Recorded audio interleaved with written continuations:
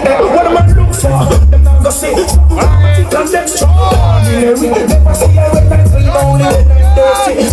Burna Boy had a great time at Sizzla Kalonji's Judgement yard. The Nigerian Afrobeat singer even said that he felt more at home there than his own home. August Judgement yard.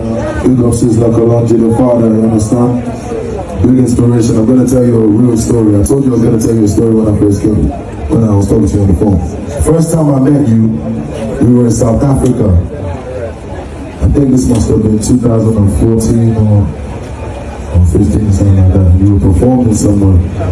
And I heard that I was on the streets these times, like, you feel me? Like, I was big and stuff, but like, not big enough to not be on the streets. You know what I mean?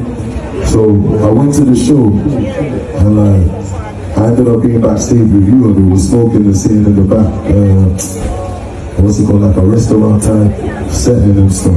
I don't even know if you remember this, but that was basically my beginnings, you know what I mean? So, respect, if you realize on my first album, your face is hidden there somewhere, so you've been a big inspiration to me.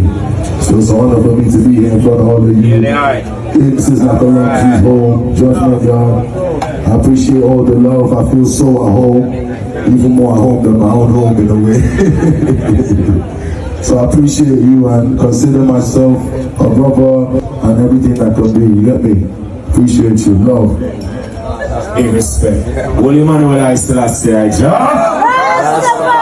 Yes, Burna. Big up yourself and pleasant welcome. You know what I'm saying? We say less, don't say 40.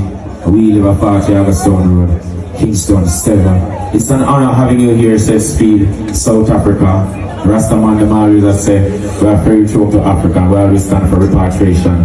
Due to why we saw me in South Africa was repatriation. Spread the music, so spread the love.